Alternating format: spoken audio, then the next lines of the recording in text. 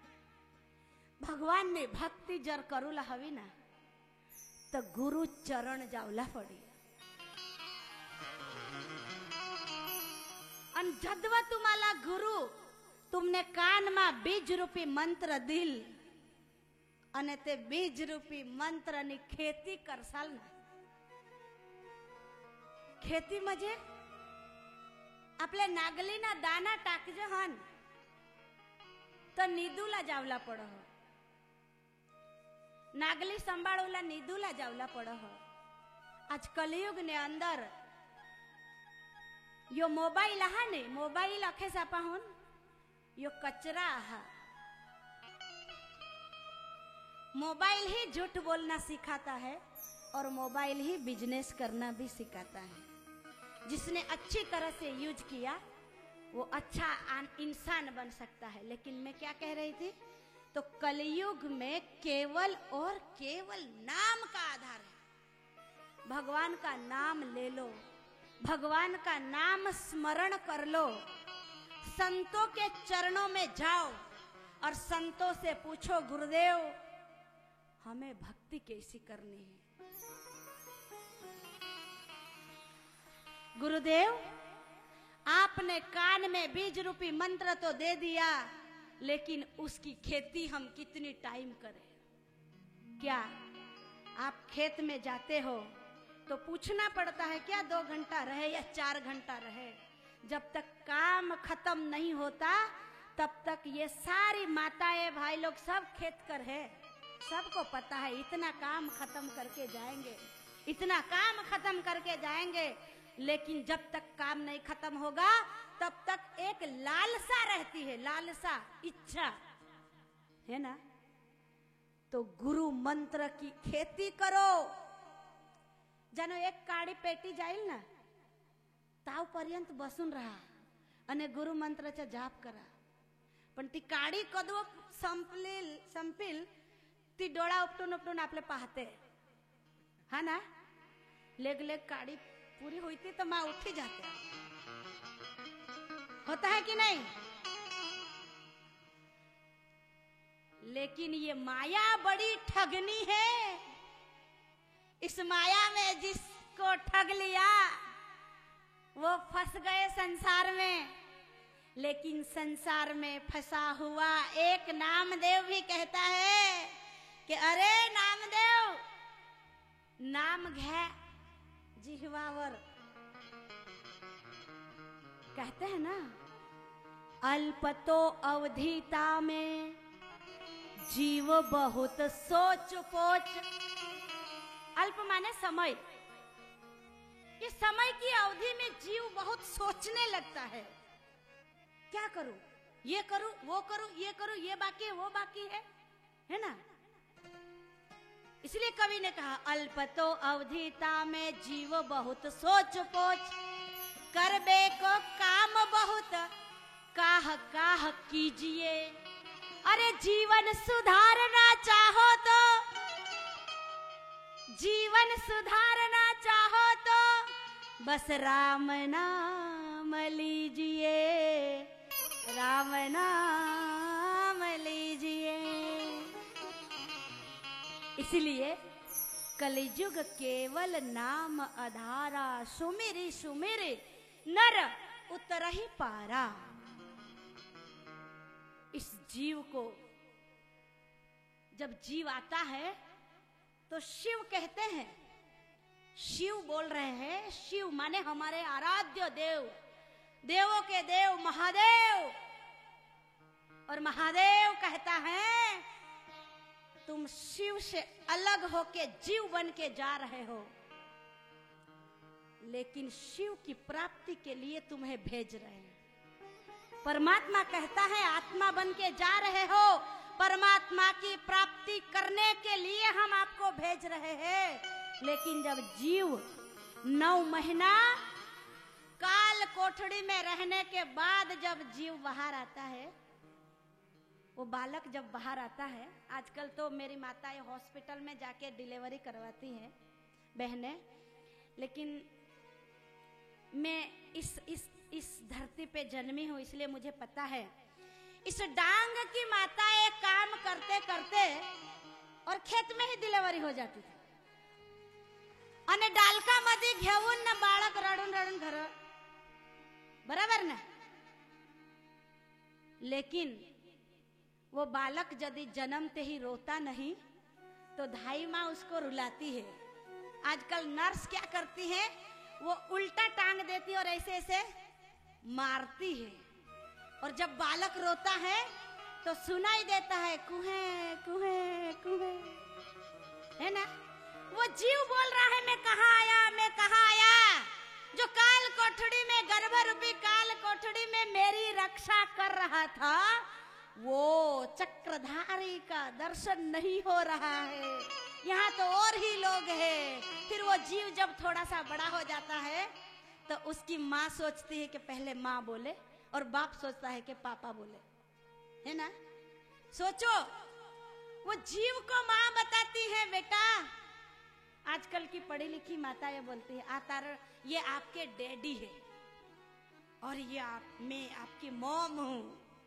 माने समझो, डैडी माने क्या, तो उसका कोई मतलब नहीं। हमारे यहाँ कहा जाता है डेड बॉडी, जो डैडी होता है। मॉम माने जो मॉम, जो कुछ उसका कोई मतलब ही नहीं। लेकिन आप सोचो, माँ है ना, माँ कहते ही मुंह खुल जाता है और करुणामयी वात्सल्यमयी माँ की याद आती है, जिस माँ ने हमें 9 महीने कोख में रखा और जब बाहर आए तो आंचल से कभी हमारा मुख पोंछ दिया, उसी आंचल से कभी हमको छांव करके धूप नहीं लगने दिया। कभी बारिश आई तो उसी आंचल से माँ ने पानी की बूंदों को पोंछ दिया। ये है माँ का आंचल। लेकिन सोचिए, हमारी मेकालय की विद्या और पाश्चात्य संस्कृति ने हमें कहाँ लाके रख दिया। आज यहाँ जितनी बहनें, मेरे 2 कीर्तनकार मेरी बहनें बैठी है, मुझे देख के इतना गर्व होता है। इसको कहते हैं संस्कृति। यहाँ जितनी बहनें बैठी है, प्रायः सभी माताएं बहनें हमारे भारतीय परिवेश में आई है। मुझे बहुत अच्छा लगता है। आप सब अपने लिए एक बार ताली बजाओ। ओम नमः शिवाय। बोलो बोलो ओम नमः शिवाय। ये है एक गुरु का सानिध्य। समझ गए? नहीं तो आज तो मैं तो देश में बहुत ज्यादा घूमती हूँ, लेकिन ऐसे गुरु भी देखे हैं जिनके चेले, जिनकी चेलियां व्यासपीठ से बोलना उचित नहीं लगता है, लेकिन जब देखा है तो अवसर मिला है तो बोल ही देती हूँ। गुड़गे पावत लहंगा पवन न गुरुजीला प्रणाम करते, शोभा देत का।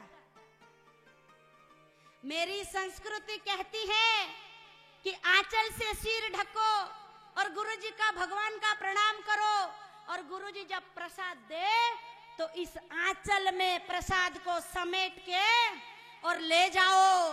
मेरी माताएं, इस देश की नारियां कहती है कि सर्वे भवन्तु सुखिनः सर्वे सन्तु निरामया। ये बोलने वाली इस देश की नारी आज आंचल भूल गई, आज ममत्व भूल गई। अपने सीने का दूध पिलाने के बजाय बोतल का दूध पिलाने लग गई। फिर जब वो बुढ़ी हो जाएगी तो उसको भी लात मार के उसका बेटा वृद्धाश्रम में भेज देगा। महाराज जी, अपना सौभाग्य है डांग का। मेरे डांग में कोई वृद्धाश्रम नहीं है। भले दारू पी के पड़े रहते हैं, लड़ते हैं, झगड़ते हैं, लेकिन कोई माँ बाप बेटा से अलग होके दूसरे जगह नहीं जाता। ये मेरे डांग की खासियत है रतन भाई। पांडु भाई, एक बार मैं गई थी वृद्धाश्रम का उद्घाटन करने, भीनार। वो भीनार वाले जो ट्रस्टी थे उन्होंने कहा, दीदी माँ आशीर्वाद दो कि मेरे आश्रम में बहुत सारे वृद्ध लोग आए और यहाँ रहे, हमें सेवा का अवसर मिले।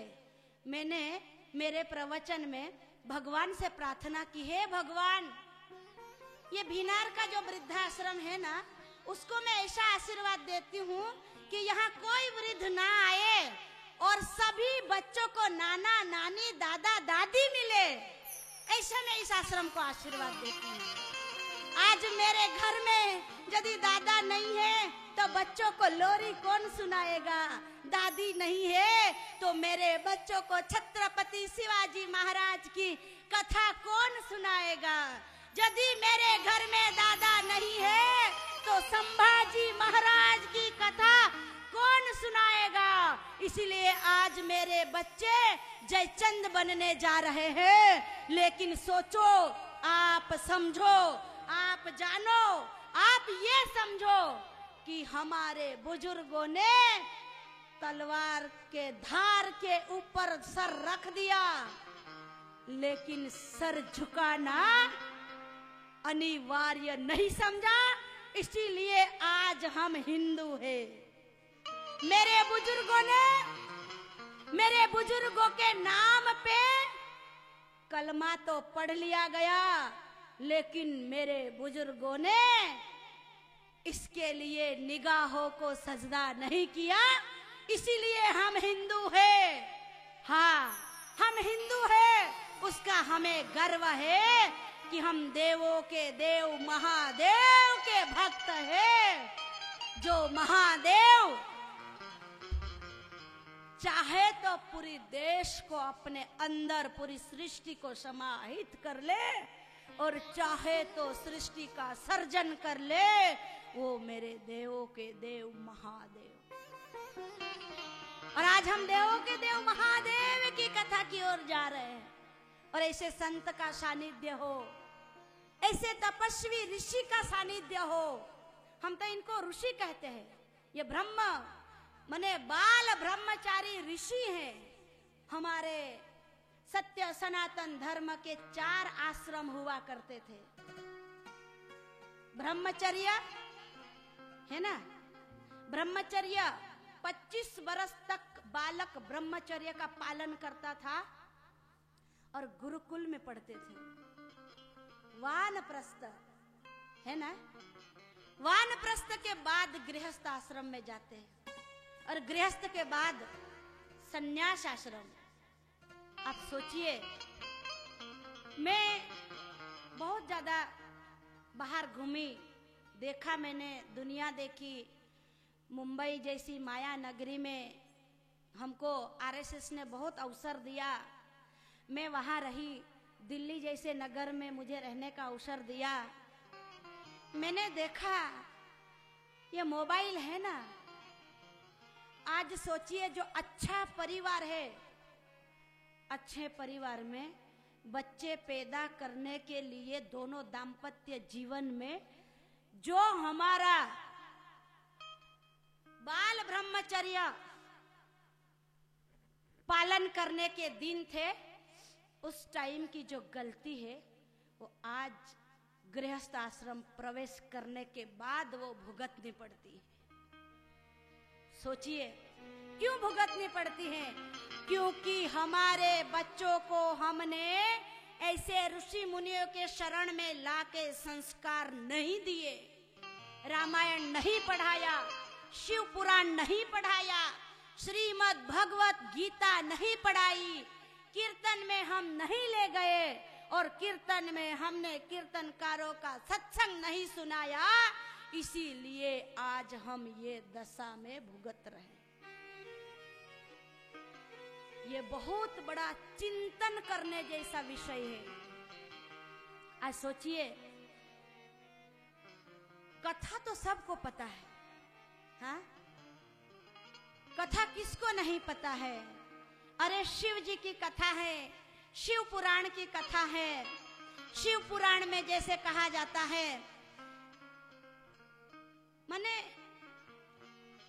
शिव पुराण जो है वो शनकादिक 4 ऋषि थे, सनंदन है ना, सनातन और सनक, ये 4 ऋषि सुत और शौनक वार्ता, यहीं से कथा शुरू होती है।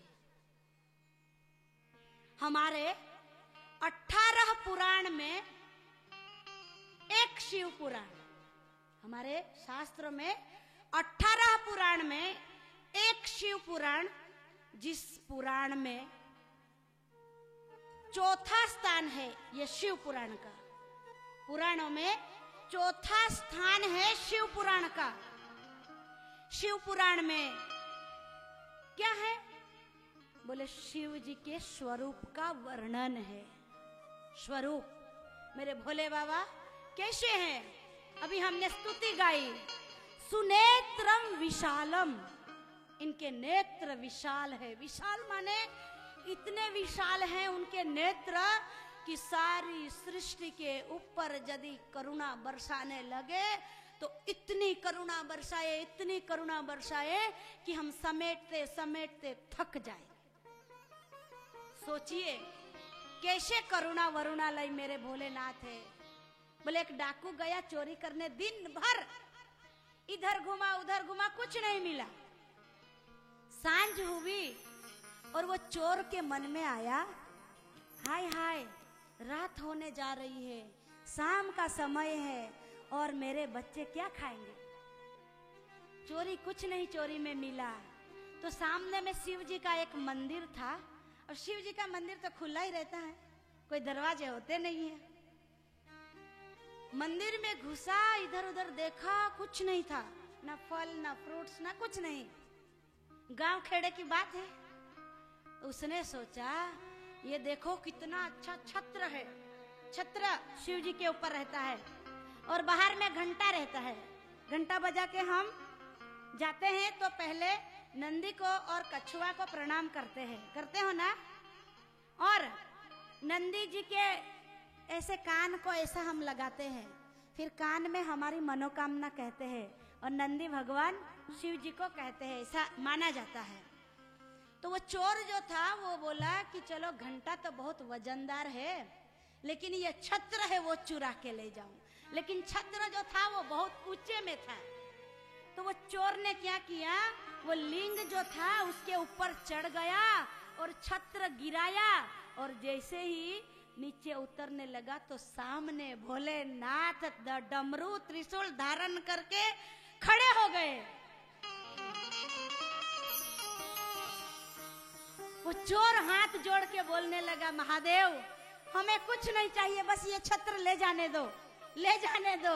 भगवान ने कहा, अरे मूर्ख, भले तू छत्र ले जा, लोग बिली पत्र चढ़ाते हैं, लोग जल चढ़ाते हैं, लोग दूध चढ़ाते हैं, लेकिन तू ऐसा भक्त निकला जो तूने स्वयं को ही मेरे ऊपर चढ़ा दिया और मैं प्रसन्न हो गया। मांग क्या चाहते हो, बोलो। ऐसे मेरे ओगड़दानी, ऐसे मेरे भोले, इतने मने करुणा वरुणालय है, इतनी करुणा बरसाने वाले मेरे शिव है। शिव के स्वरूप कैसा है? तो सुनेत्रम विशालम और चलत कुंडलम, भ्रू सुनेत्रम विशालम। उनके जो कुंडल है ना, आप इसको ध्यान करना। कभी मंदिर में जाओ ना तो बैठ के ध्यान करना कि दीदी बोल रही थी कि चलत कुंडलम, चलते कैसे होंगे? कुंडल कभी चलते हैं क्या? हाँ, आगे सुनोगे परसों कथा में। शिव जी की बारात में जब शिव जी सजेंगे ना तो बिच्छू कान में पहनाए जाएंगे, और वो बिच्छू जब छोड़ देता है ना वो पूंछ, तो निकल के गिर जाते हैं। तो बोलता है, शिव जी बोलते हैं, अरे अरे चढ़ जा चढ़ जा। फिर शिव जी के यहाँ से चढ़ के और कान में घुस जाते हैं। तो चलत कुंडलम, ऐसा गोस्वामी तुलसीदास जी बाबा ने लिखा है। रोज हम स्तुति गाएंगे। भगवान के हाथ में त्रिशूल है, भगवान के हाथ में डमरू है। किस लिए त्रिशूल, किस लिए है? उसको चिंतन करना, चिंता मत करना, नहीं तो संत कहते हैं चिंता करने से क्या होता है? चिंता है ना। डाकनी माने समझ जाना। चिंता ऐसी डाकनी काट कलेजा खाए, वेद बिचारा क्या करे कब तक दवा खिलाए। चिंता नहीं, चिंतन करना। बोले किस बात का चिंतन? तो ये डमरू तो ठीक है, भोले बाबा ऐसे ऐसे बजाते हैं, डमरू की नाद से ही हमारा ये भाषा निकली है, पता है ना सबको। डमरू भोले बाबा ने बजाया और नाद निकला, उसी से ये भाषा संस्कृत निकली है, ठीक है। गाते हो ना आशीष भाई? ऐसा डमरू बजाया भोलेनाथ ने। आइए आनंद लेते हैं, है ना।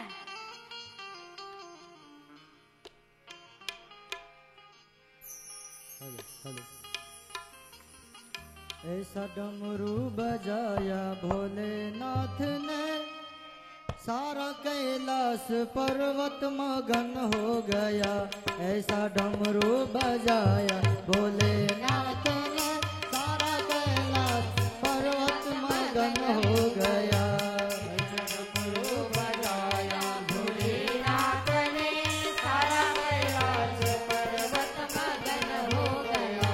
ऐसा डमरू बजाया भोलेनाथ ने, सारा कैलाश पर्वत मगन हो गया। डमरू बजाया भोलेनाथ ने, सारा कैलाश पर्वत मगन हो गया। ओ डमरू को सुनकर जी रामा जी आए, डमरू को सुनकर रामा जी आए। रामा जी आए संग लक्ष्मण जी आए, रामा जी आए संग लक्ष्मण जी आए। डमरू को सुनकर जी रामा जी आए, डमरू को सुनकर जी रामा जी आए। रामा जी आए संग लक्ष्मण भी आए, रामा जी आए संग लक्ष्मण भी आए। मैया सीता का, हो मैया सीता का मन भी मगन हो गया। नया कैलाश पर्वत मगन हो गया। डमरू बजाया भोलेनाथ ने, सारा कैलाश पर्वत मगन हो गया। ऐसा डमरू बजाया भोलेनाथ ने, सारा कैलाश पर्वत मगन हो गया। ऐसा डमरू बजाया भोलेनाथ ने, सारा कैलाश पर्वत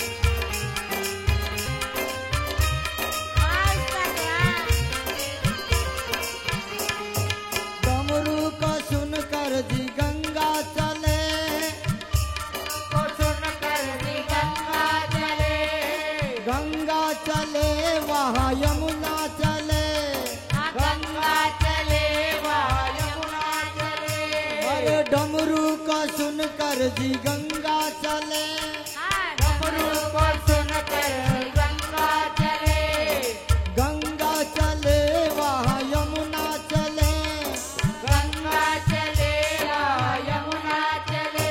मैया सरयू का मंदिर मगन हो गया, सारा कैलाश पर्वत मगन हो गया। बजाया भोलेनाथ ने, सारा कैलाश पर्वत मगन हो गया। ऐसा डमरू बजाया गणनाथ ने, सारा कैलाश पर्वत मगन हो गया। ऐसा डमरू बजाया भोलेनाथ ने, सारा कैलाश पर्वत मगन हो गया। वो सारा कैलाश पर्वत मगन हो गया, सारा कैलाश पर्वत मगन हो गया। सारा हरि बोल। एक से हर हर महादेव। डूब जाओ, हम लोग भी कैलाश में बैठे हैं।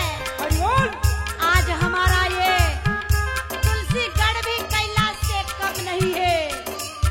हम कैलाश में बैठ के शिव जी के चरणों को लिपट जाए, शिव जी के चरणों में भक्ति के आंसू बहाए, और आंसू बहाते बहाते ऐसे डूब जाए कि हमें भी साक्षात्कार हो जाए। जय हो।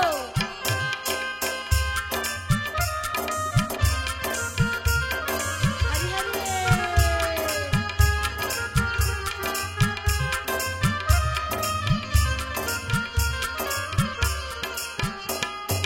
डमरू को सुनकर जी कान्हा जी आए, डमरू को सुनकर कान्हा जी आए, कान्हा जी आए संग नैया जी आए। कान्हा जी आए, संग में राधा जी आए। डमरू को सुनकर जी कान्हा जी आए, और डमरू को सुनकर जी कान्हा जी आए। कान्हा जी आए संग राधा भी आए। कान्हा जी आए, संग राधा जी आए। हरि हरि। ऐसा डमरू बजाया भोलेनाथ ने, सारा कैलाश पर्वत मगन हो गया। ओ ऐसा डमरू बजाया भोलेनाथ ने, सारा कैलाश पर्वत मगन हो गया। ऐसा डमरू बजाया भोलेनाथ ने, सारा कैलाश पर्वत मगन हो गया। बजाया भोलेनाथ ने, सारा कैलाश पर्वत मगन हो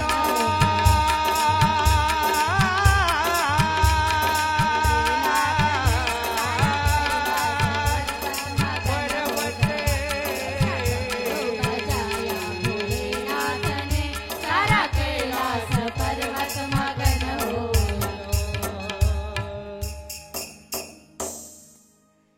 ओम नमः शिवाय। महादेव हर, महादेव हर।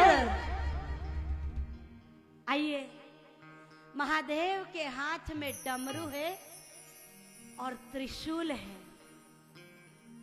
महिमा क्या है, महिमा क्या कहती है? मेरे देश में रहने वाला हर एक नागरिक सुरक्षित रहे, यही भोले का कहना है। तो शिव जी के स्वरूप की महिमा गाई गई है, और शिव जी की उपासना, उप आसन। उपासना का दो मतलब होता है। जितनी देर तक हम शिव जी के पास बैठ सके वो भी उपासना होता है।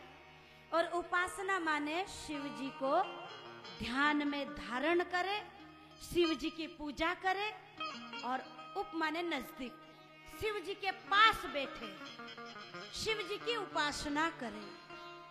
ये मतलब उसकी उपासना का वर्णन है, और विस्तृत रूप से वर्णन है। जिसमें 24,000 श्लोक है। शिव पुराण में 24,000 श्लोक है। जैसे भागवत 18,000 श्लोक, हम मानते हैं बहुत बड़ा ग्रंथ है और आज भागवत गाया जाता है शिव पुराण की तरह। भागवत को हमारे देश में, विदेश में, पूरे देश में, लेकिन भागवत से भी अधिक श्लोक हमारे शिव पुराण में है। और मेरा शिव पुराण कहता है, शिव पुराण में 12 खंड है।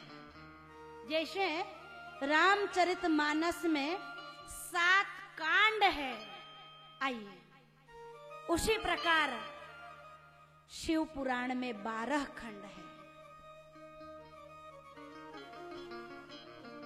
हरे राम हरे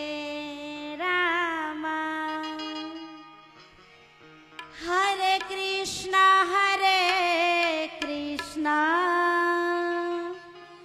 हरे राम हरे राम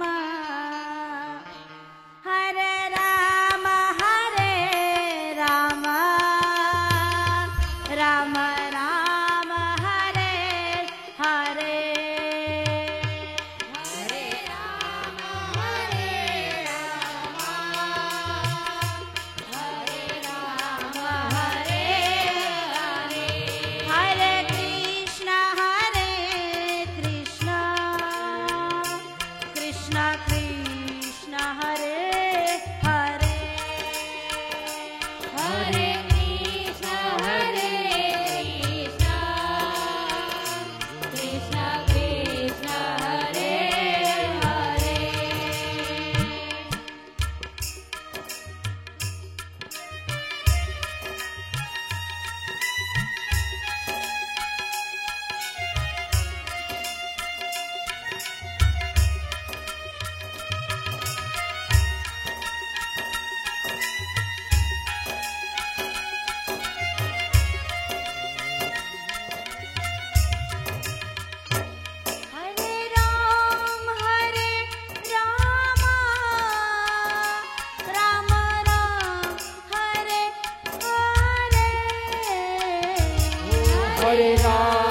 हरे राम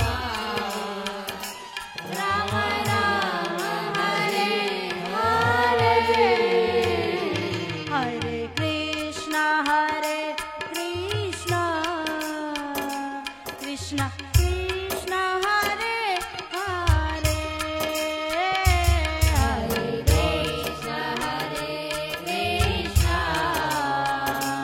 कृष्ण कृष्ण हरे हरे हरे कृष्ण हरे हरे हरे कृष्ण हरे हरे। हमारे बीच जब संत पधारते हैं, ये हमारा स्वागत है। हम कह रहे थे शिव पुराण में 12 खंड, जैसे रामचरितमानस में बालकांड, अयोध्या कांड है ना, अरण्य कांड, उत्तरकांड, लंका कांड, ये 7 खंड है। उसी प्रकार इसमें 12 खंड कहे गए। और किस खंड में कितने श्लोक आपको बता दूं? पांडव भाई बता दूं? ध्यान में रखिएगा, मैं ज्यादा पढ़ी लिखी नहीं हूं, मैं तो अंगूठा छाप हूं। लेकिन हमारे महाराज जी जैसे, भोलेनाथ जैसे हमारे गुरुदेव और संतों के आशीर्वाद से मैं आपको बता सकती हूं। मेरी हैसियत नहीं है, इतने बड़े बड़े कीर्तनकार बैठे हैं यहाँ, भागवतकार बैठे हैं यहाँ, लेकिन जो मैंने अयोध्या के संतों से सीखा है वो प्रसाद के स्वरूप में मैं आपसे बांटना चाहती हूँ। विद्येश्वर संहिता, जिसमें 10,000 श्लोक है। रुद्र संहिता, जिसमें 8,000 श्लोक है। विनायक संहिता, जिसमें भी 8,000 श्लोक है। उमा संहिता जिसमें 8000 श्लोक है, मातृ संहिता जिसमें 8000 श्लोक है, एकादश रुद्र संहिता जिसमें 13000 श्लोक है, कैलाश संहिता जिसमें 6000 श्लोक है, और शतरुद्र संहिता जिसमें 3000 श्लोक है, और कोटि रुद्र संहिता जिसमें 9000 श्लोक है, और 10 नंबर पे आता है सहस्त्र कोटि रुद्र संहिता जिसमें 11000 श्लोक है, और वायव्य संहिता जिसमें 4000 श्लोक है, और अंत 12वां संहिता जो धर्म संहिता जिसमें 12000 श्लोक है। और कुल मिला के, मेरा गणित बहुत कच्चा है, लेकिन यदि किसी ने रिकॉर्ड किया है तो गिनती लगा लेना, कुल मिला के 1,00,000 श्लोक है। 24,000 लोक में प्रतिपादन किया है। कहते हैं पुराणों में बड़ा पुराण हम भागवत को मानते हैं, लेकिन उसमें भी 18,000 श्लोक है। शिव पुराण में 24,000 श्लोक है। इसका वर्णन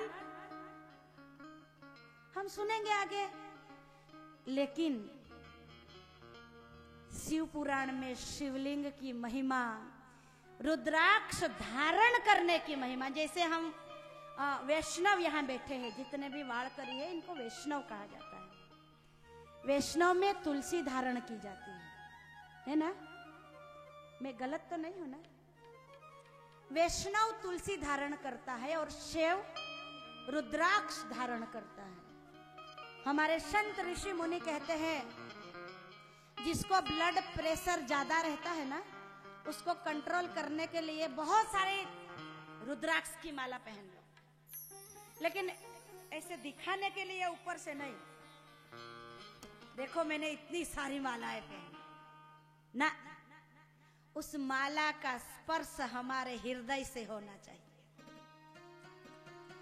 और जब हृदय से स्पर्श होता है, यहाँ शायद जितने भी यहाँ जो कथावाचक बैठे हैं, हम वैष्णव लोग कंठी पहनते हैं, है ना?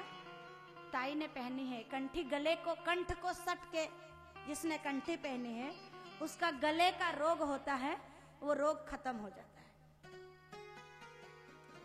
जिसको गले में कुछ रोग हो, कुछ प्रॉब्लम्स हो, तो उनको पहले एक लड़की तुलसी, और उसमें भी गुरुजी मंत्र दे सकते हैं। मेरी तो इतनी तपस्या नहीं है, अभी गुरुदेव जिंदा है इसलिए हम नहीं कर सकते, लेकिन गुरुजी का दिया हुआ मंत्र और एक तुलसी, फिर युगल तुलसी। मान लो हमें पांडुरंग विठ्ठल माने रखुमाई और पांडुरंग का मंत्र मिला, तो युगल तुलसी धारण कर सकते हैं। और युगल तुलसी का धारण करने का, जैसे वैष्णव में बहुत सारे वैष्णव होते हैं, रामानंदी वैष्णव, वारकरी भी वैष्णव, तो हम रामानंदी वैष्णव होने के कारण से हमें ऐसी कंठी पहनाई जाती है। और जब साधु की दीक्षा लेते हैं, वैराग्य दीक्षा, तो उस समय ये हीरा दिया जाता है। और मेरे महाराज जी भी 3 हीरा देते हैं, ऐसा मुझे पता है ना? तो ये एक परंपरा है हमारी, सत्य सनातन धर्म की परंपरा, और इस परंपरा में हम बंधे हैं। हम इस परंपरा में बंधे हैं जिस परंपरा को आज पूरा विश्व मानने के लिए तैयार है। हम उस परंपरा की धरोहर है जिस परंपरा के लिए विदेश के लोग अपने छोटे छोटे कपड़े छोड़ के मेरे भारत देश में आकर के, मेरी विदेश की माताएं बहनें बढ़िया साड़ी पहन के, सिर पे घूंघट लगा के, और हरे राम राम राम हरे हरे, हरे कृष्ण कृष्ण कृष्ण का मंत्र जाप करती हैं, और हमारे भगवान को लेकर के गोद में प्यार करके और कहती, ये मेरा कृष्ण है, ये मेरा विठ्ठल है, मैं उससे प्रेम करती हूँ, मैं तो बस केवल और केवल कृष्ण को जानती हूँ। जैसे मेरे इष्ट कौन है, ऐसा नहीं है। हमारे 33 कोटि देवी देवता हैं, उन 33 कोटि देवी देवता में आप जिससे दिल लगा लो, जिससे भी दिल लगा लो, हमें कोई आपत्ति नहीं है। लेकिन ऐसे देवता को हम क्या करें जो देवता बन के नहीं, यहाँ मैसेज भेजने आया और मैसेज भेजने के नाम पे गाय काट के खाओ ऐसा बोले, वो देवता हमें नहीं चाहिए। हमारे देव कहते हैं जब इस धरती पे कुछ भी आंच आती है तो ये धरती माता गौ माता का रूप धारण करके और ब्रह्मा जी से कहती है कि मुझे त्राही त्राही लग रहा है, ब्रह्मा जी कुछ उपाय बताइए, मैं आपके शरण में आई हूँ। और देवता स्तुति करते हैं, हे देव जय जय सुरनायक जन सुखदायक। हाँ, ये स्तुति मेरी माँ, ये धरती माँ गौ माँ का रूप धारण करती है और हम सबको उद्धार करती है। हम सबको इस धरती ने राम दिया, कृष्ण दिया। अभी अभी मैं आपको बताऊं, छत्रपति शिवाजी जयंती गई। यहाँ जितनी भी मेरे माताएं बहनें भाई बंधु ज्यादातर संख्या में मेरे शिवाजी के देश से आए हुए हैं, मेरे महाराष्ट्र से आए हैं, मेरे महाराष्ट्र से आए हैं, जिसको हम कहते हैं जिस जननी ने अपने गर्भ में लोरी सुनाई। जीजाऊ आई ने कहा, उसकी सास ने कहा, जीजाऊ क्या कर रही हो? जीजाऊ आई गर्भवती थी, ऐसे बैठी थी, पीठ मने हमारे यहाँ बोलते भीतीला पीठ लावी बिस्नेल पाठ लावी, अने उसका जो गर्भ था उसको प्रेम कर रही थी, वात्सल्य कर रही थी। जीजाऊ आई, संभाजी की पत्नी, सोच सकते हो मुगलों का काल था, कैसा दिन रहा होगा। आपके पूर्वजों ने वो दिन देखा है। हम बड़ी सुख की रोटी खा रहे हैं, बड़ी चैन की रोटी खा नींद सो रहे हैं, ये हमारे पूर्वजों की देन है। जीजाऊ माई को उसकी सास ने कहा, जीजा क्या कर रही हो? मैं मेरे गर्भ में पल रहे बालक को प्यार कर रही हूं। आई मी माझे लेखाला प्रेम करतो। लावतात का? गर्भाची आवडी मातेचा डोहळा बजाव। गर्भाची आवडी मातेचा डोहळा।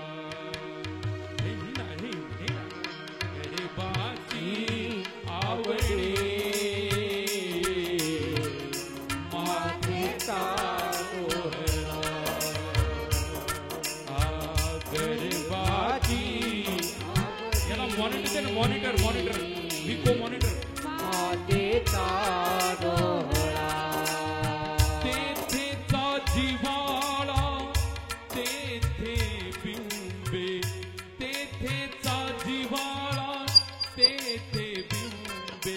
आनंदाचे डोही आनंद तरंग, आनंदाचे डोही आनंद तरंग, आनंदाचे डोही आनंद तरंग, आनंदाचे डोही आनंद तरंग।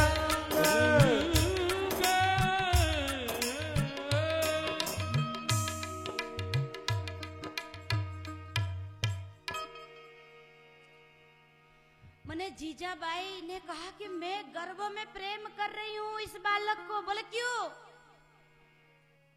इसको प्रेम करने की फुर्सत हमें बाद में ये नहीं देगा। मैंने इसका घड़न किया है गर्भ से ही, इन विद्रोहियों का सर काटने के लिए ये इस महाराष्ट्र की एक जिजाऊ माँ बोलती है, हमें गर्व होना चाहिए।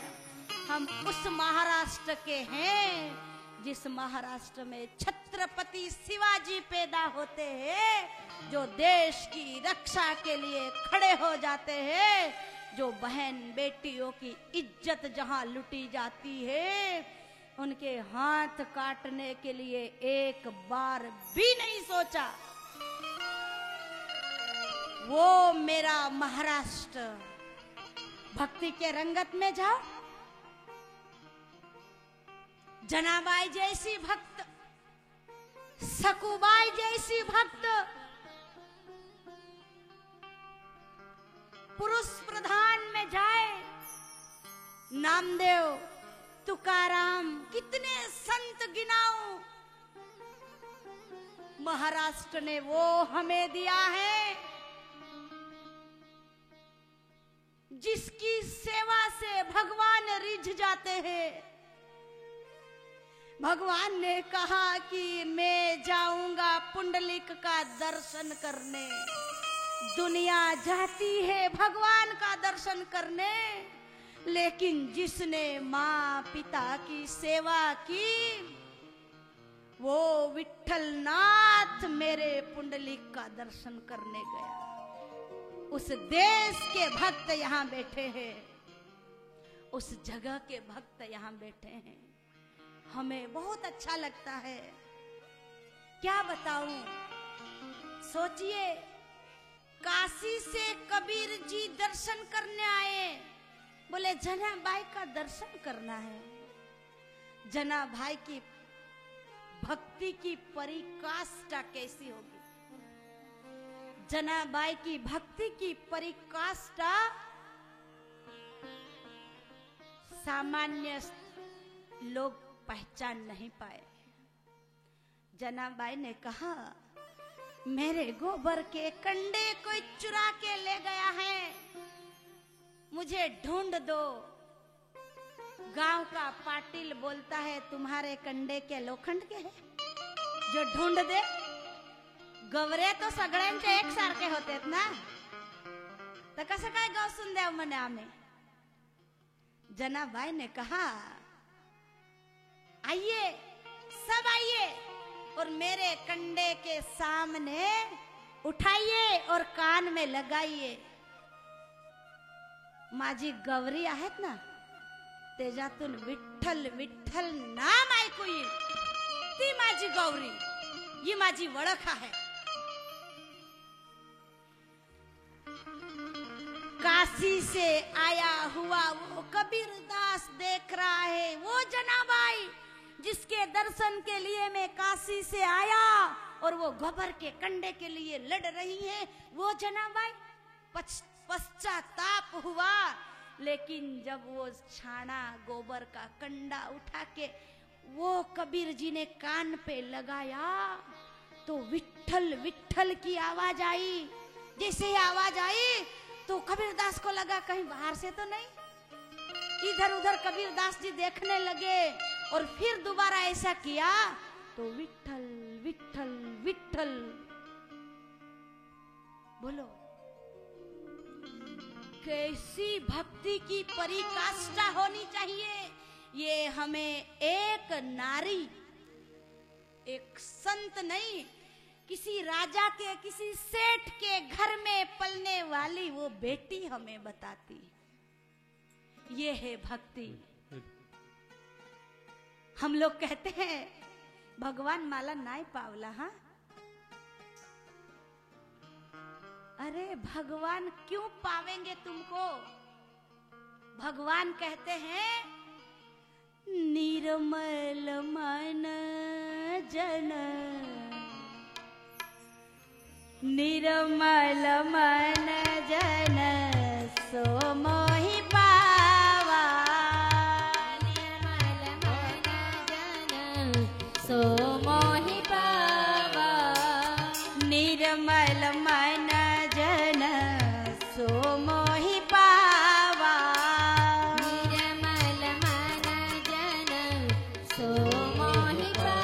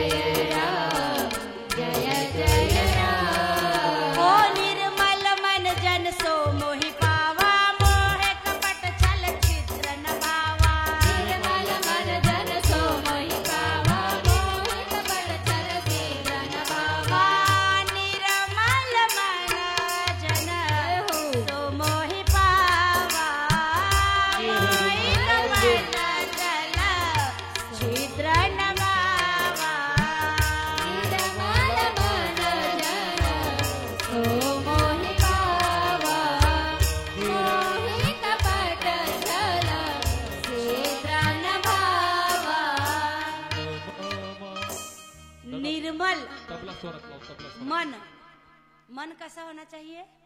बोले निर्मल।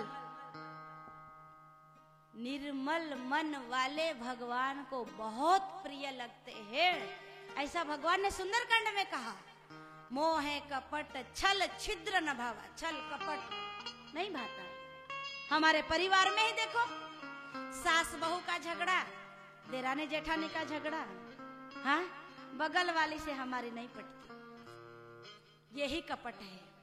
हाँ, मेरे बेटे को घी की चुपड़ी हुई रोटी खिलाऊं और देवरानी के बेटा को सूखी रोटी दे दूं ना। मेरा बेटा सूखी रोटी खाए तो चलेगा, लेकिन देवरानी के बेटे को मैं पूरन पोली बना के खिलाऊं, ये भाव, तब आपको भगवान की प्राप्ति होगी। इतनी बड़ी भक्ता, जिस भक्ता ने कह दिया, बता दिया हम सबको कि ऐसी भक्ति करो, ऐसा नाम जप करो कि आप जिस वस्तु को पकड़ लो वो वस्तु से आवाज आए। कहते हैं यहाँ शबरी माता यहाँ भजन करती थी पंपा सरोवर बैठ के, और गुजराती में एक भजन आता है, झाड़ पान फूल पशु पक्षी सब राम राम रटन करते थे। राम जी का जब पदार्पण हुआ तो राम जी को कहा गया कि राम वो वहां सबरी रहती है जो आपके इंतजार में हर समय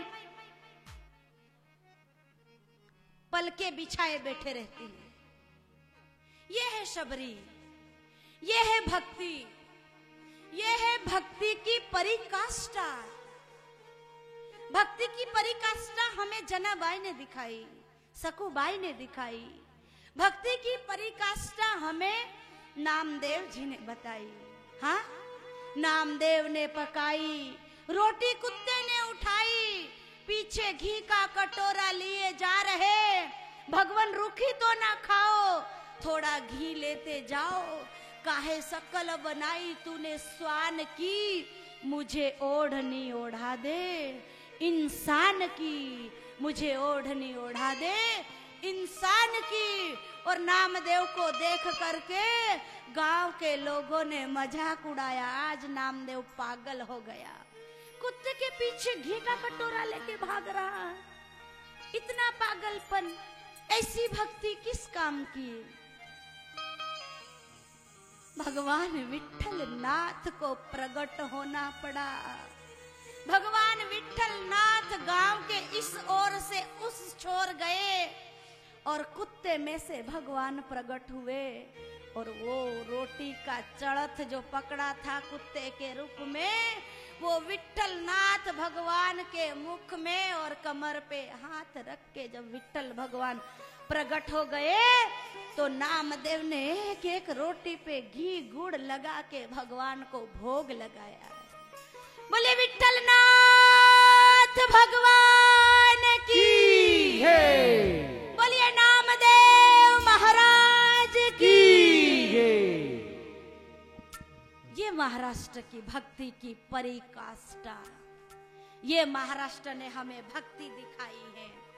इसीलिए ये बात नहीं बोलनी चाहिए, लेकिन मैं बताती हूँ, इसीलिए बता रही हूँ कि मेरे देश के उन वीरों की याद है जो अभी हम सब जानते हैं। छावा है ना, कितने लोगों ने देख ली थिएटर में जाके, हाथ ऊंचा करो, टॉकीज में जाके जिसने जिसने देखी।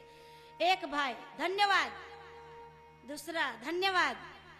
छावा को देखना चाहिए।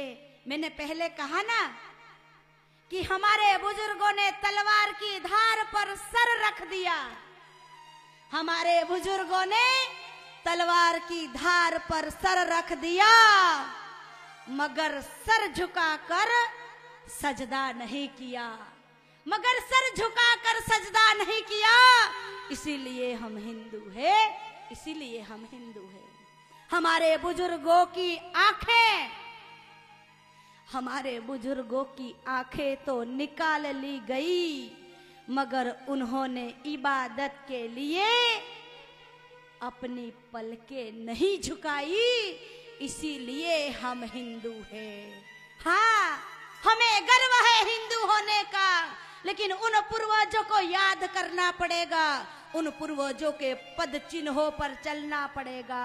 हमारे बुजुर्गों के नाम मौत के फरमाने पढ़ लिए गए, मगर हमारे बुजुर्गों के नाम मौत के फरमाने पढ़ लिए गए, मगर हमारे बुजुर्गों ने कभी भी कलमा पढ़ना स्वीकार नहीं किया। इसीलिए आज हम सब जय श्री राम का नारा लगा रहे हैं, इसीलिए आज हम सब ओम नमः शिवाय बोल सकते हैं, इसीलिए हम राम शिव कृष्ण की भक्ति कर सकते हैं। नहीं तो हम भी शायद वो जालीदारी टोपी पहन के और क्या क्या करते रहते होते, लेकिन हमारे बुजुर्गों के बलिदान को इस व्यासपीठ से इसलिए याद करना पड़ता है कि यहाँ पर जितने श्रोता बैठे हैं, ये मेरे छत्रपति शिवाजी महाराज के राज्य से आए हैं, जिस छत्रपति ने बेटियों के इज्जत के लिए, जिस संभाजी ने हमारे देश के लिए, मेरी माँ भारती के लिए अपना सर्वस्व लुटा दिया, वो मेरा भारत देश है। गोस्वामी तुलसीदास जी बाबा, हम कथा करते करते थोड़ा ज्यादा ही उधर चले जाते हैं, हम क्षमा चाहते हैं, लेकिन कथा करना मेरा विषय है और वास्तविकता, जो वास्तविकता है वो बताना मेरा कर्तव्य है।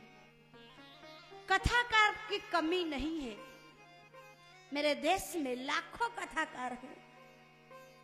आप बताइए कौन ऐसा कथाकार है जो कहता है कि राम ने अहल्या का उद्धार तो किया, लेकिन नारी की क्रांति करके राम ने दिखाया। अहल्या को कहा, अहल्या पत्थरवत नारी बन के इस झुपड़ी में रहने की तुम्हारी कोई आवश्यकता नहीं है, नारी तू नारायणी जाग। इस देश पे आंच आए तो इस देश की नारी ममता की मूरत सीने से लगाए रखती है, लेकिन वो ममता की मूरत इस देश की नारी, इस देश की माँ, इस देश की वीरांगना सीने की ममता को पीठ पे बांधती है। मेरी माँ भारती के अंग कट रहे हैं तो इस देश की वो ममतामयी नारी शौर्य की तलवार को हाथ में रखती है, घोड़े की लगाम को मुख में रखती है और कितने ऊंचे बिल्डिंग से कूद करके एक एक फिरंगियों का मस्तक काट के माँ भारती के चरणों में समर्पित करने वाली इस देश की खूब लड़ी मर्दानी वो तो झांसी वाली रानी थी। क्यों नहीं याद करे? आज आवश्यकता है, मेरे देश में आवश्यकता है। आगे हम सुनने वाले बहुत कम समय है, इसलिए उस विषय को मैं पीछे का विषय को आज कहना चाहती हूँ। जिस शिव और माँ पार्वती की हम कथा सुनेंगे तीसरे दिन में, विवाह तो होगा, लेकिन किस लिए विवाह होगा वो मैं बता रही हूँ। ताड़कासुर जैसे राक्षस का वध करने के लिए शिव जी विवाह करेंगे।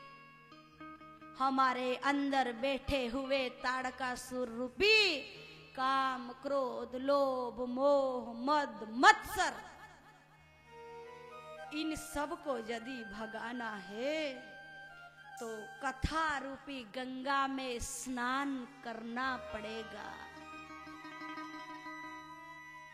इतना बड़ा वैरागी साधु यहाँ बैठ करके तपस्या कर रहा है, वो उसके खुद के लिए नहीं, आप जैसे आम जनता के लिए वो तपस्या कर रहा है। आप सोचिए, हम गाते हैं ना, चपटी भभूत में है खजाना कुबेर का। प्रमाण दिखा दूं? हमारे महाराज जी चपटी भभूत ही देते हैं और कुछ नहीं देते हैं। बता, सही है कि गलत है? यहाँ जितने लोग बैठे हैं सबको पता है महाराज जी चपटी भभूत देते हैं, और वो चपटी भभूत में ऐसा चमत्कार है कि जिसको हम शिव जी के लिए गाते हैं। आज कलयुग में पहचान लो कौन, किसके सानिध्य में हम बैठे हैं। समझदार को इशारा काफी होता है। आप कहोगे दीदी माँ ये क्या बोल रही हो, लेकिन जो वास्तविकता है वो तो इस व्यासपीठ से मैं बोलूंगी बोलूंगी और बोलूंगी। जिस महादेव के नाम से हम सब, जिस महादेव ने हमको इतना धन दिया, जिस महादेव ने हमको इस काबिल बनाया, जिस महादेव ने हमें यहाँ कथा सुनने के लिए बुलाया, आप अपनी मर्जी से नहीं आए हो। ये महादेव की कृपा है, ये संतों का अनुग्रह है। अपनी मर्जी से तो एक पत्ता भी नहीं हिल सकता। और आप कहोगे मैं तो मेरी मर्जी से आई हूं, लेकिन आप सोचिए, हम रात को सो जाते हैं तो भगवान को प्रार्थना करते हैं, नाथ, हे मेरे नाथ, अभी मैं आंख बंद करके आपको याद करके सो रही हूं, सो रहा हूं, लेकिन जैसे सो रही वैसे सुबह जगाना। और आज हमारे देश में लाखों की संख्या में सुबह लोग जगते नहीं है, उसको अर्थी बनानी पड़ती है, ये भी नौबत आती है। लेकिन आपको भगवान ने जगाया, भगवान ने उठाया, भगवान ने चलाया, और भगवान आपको यहाँ तक लेके आए। ये भगवान की कृपा है। और सत्संग सुना रहे हैं या सुन रहे हैं, वो भी भगवान की कृपा है। ये कथा सुन रहे हैं, वो भी गुरु जी की कृपा है। इसीलिए गोस्वामी तुलसीदास जी बाबा ने रामचरितमानस में बड़ी अच्छी चौपाई लिखी, बिनु सत्संग विवेक न होई, विवेक न होई, बिनु सत्संग विवेक न होई, बिनु सत्संग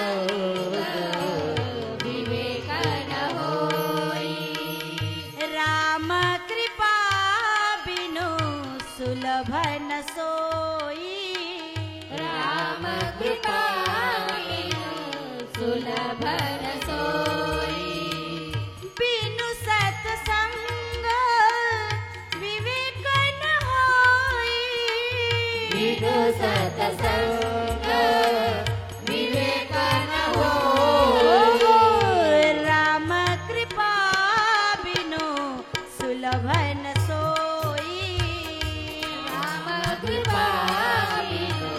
सुलभन सोई, बिनु सत्संग विवेक न होई, राम कृपा बिनु सुलभन सोई, बिनु सत्संग विवेक न होई, राम कृपा बिनु सुलभन सोई, बिनु सत्संग विवेक न होई, राम कृपा बिनु सुलभन सोई, बिनु सत्संग विवेक न होई, राम कृपा बिनु सुलभन सोई।